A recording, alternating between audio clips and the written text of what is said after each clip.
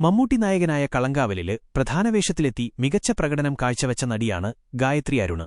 കളങ്കാവലിലേക്ക് എത്തുന്നതിനു മുമ്പ് മമ്മൂട്ടിക്കൊപ്പം തന്നെ അഭിനയിക്കാനുള്ള അവസരം നഷ്ടമായെന്നും നായികയായിട്ടായിരുന്നു ആ വേഷമെന്നും പറയുകയാണ് താരം. മൂവി വേൾഡ് മീഡിയയ്ക്ക് നൽകിയ അഭിമുഖത്തിലാണ് താരത്തിന്റെ പ്രതികരണം.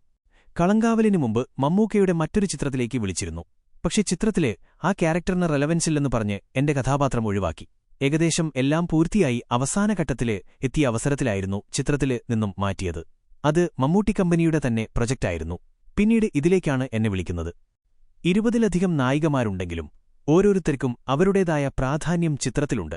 വീണ്ടും മമ്മൂട്ടി കമ്പനി എന്നെ മറക്കാതെ ചിത്രത്തിലേക്ക് വിളിച്ചപ്പോൾ സന്തോഷം തോന്നി. 1 എന്ന മമ്മൂക്ക ചിത്രത്തിലേക്ക് വിളിച്ചപ്പോൾ അതിലെ സംവിധായകന് പ്രത്യേകം പറഞ്ഞിരുന്നു ഞാന് തന്നെ ആ കഥാപാത്രം ചെയ്യണമെന്ന് അദ്ദേഹത്തിന് ആഗ്രഹമുണ്ടായിരുന്നുവെന്ന്. ഇതെല്ലാം കേൾക്കുമ്പോൾ ഒരുപാട് സന്തോഷം തോന്നാറുണ്ടെന്ന് ഗായത്രി പറഞ്ഞു.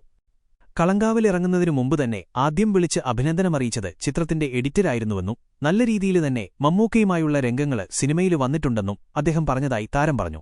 ചെറുതാണെങ്കിലും ചെയ്യുന്ന കഥാപാത്രത്തിന് സിനിമയില് പ്രാധാന്യമുണ്ടോ എന്നതാണ് താന് നോക്കാറുള്ളതെന്നും താരം കൂട്ടിച്ചേർത്തു.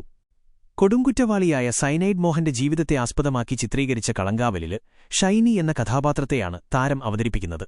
പരസ്പരം എന്ന മലയാളം സീരിയലിലെ ദീപ്തി IPS ആയി പ്രേക്ഷകശ്രദ്ധ നേടിയ താരത്തിന്റെ ആദ്യ ചിത്രം 2017-ല് പുറത്തിറങ്ങിയ സർവോപരി പാലക്കാരനാണ്.